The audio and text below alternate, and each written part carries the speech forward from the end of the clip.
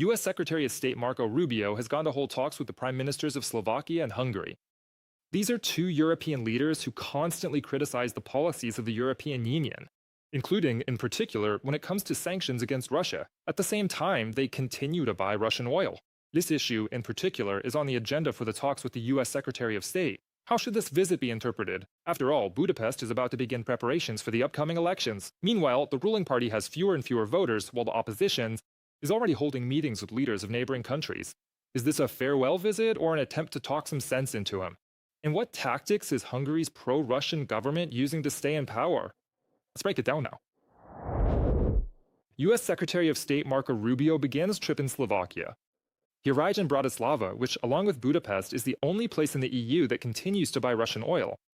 At the same time, officials cite the risk of financial problems if they are forced to stop.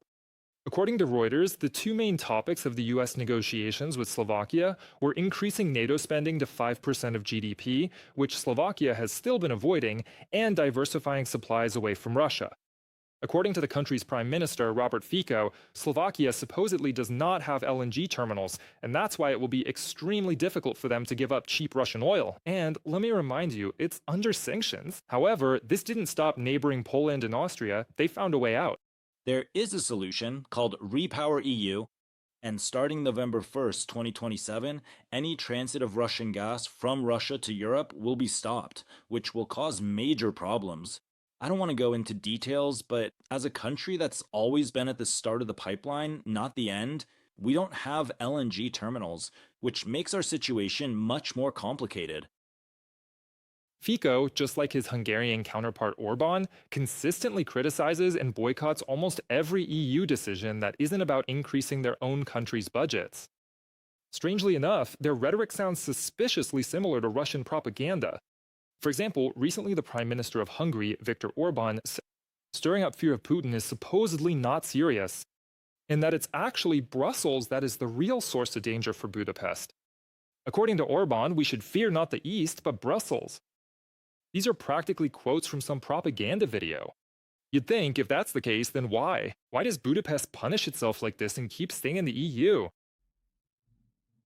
Europe had supposedly decided to go to war by 2030. It doesn't want to, can't, and isn't planning to. It just decided that the April elections will be the last elections in Hungary, before the war. The next government will have to make a decision on the issue of war and peace. Brussels has decided that they will defeat Russia on Ukrainian territory. Preparations for war are underway everywhere except Hungary and Slovakia. As long as we have a nationalist government, we won't supply weapons. They can't take our money, and they can't take our young people to Ukraine. Why is Orban stating this cynical lies so bluntly and openly? The answer is obvious. The Hungarian Prime Minister has elections coming up as soon as April.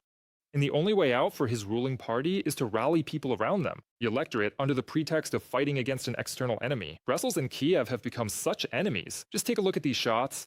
Everywhere you see posters complaining about how bad they are. Ukraine and the European Union. According to Orban, the EU is depriving Hungarian farmers of their income. But he keeps quiet about the fact that Hungary is a subsidized country within the EU. And if Ukraine joins the bloc, in the politicians' opinion, it will rob those same farmers even more and leave no money for anyone. And in general, there will be war. Doesn't this sound just like Moscow's classic propaganda scare tactics? We guarantee that if you vote for us, Hungary will not participate in the war, will not support Ukraine, and will not finance it. This is the party's guarantee. Feed us.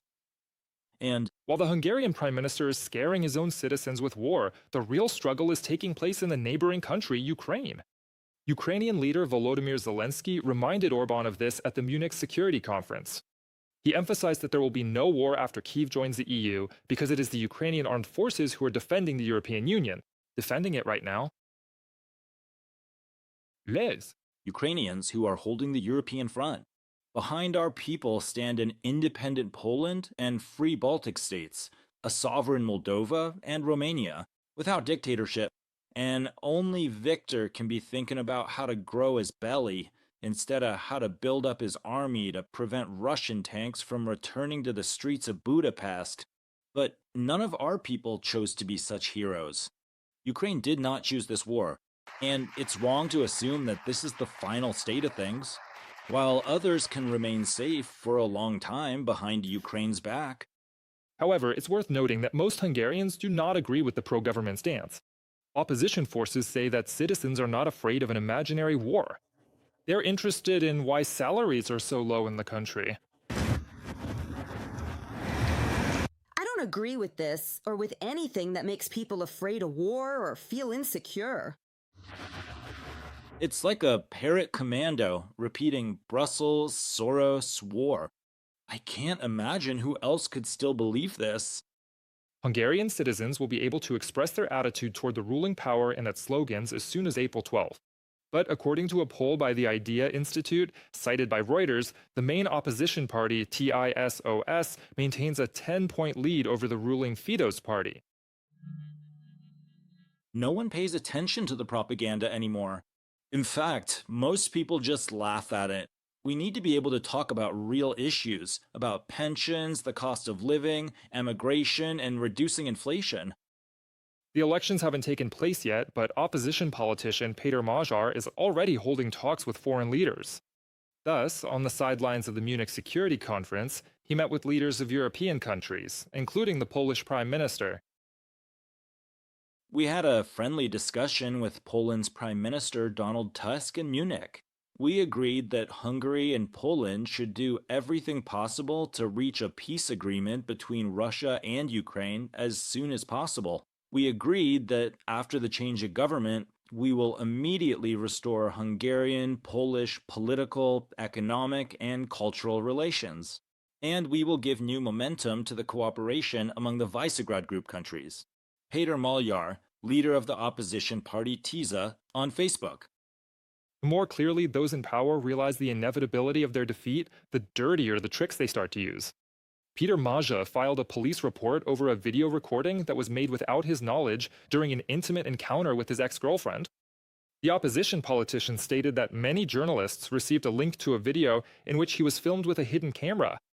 Magyar is convinced that the Hungarian government is trying to influence his political campaign in this way. It became clear to me that I had fallen into a classic Russian compromat trap.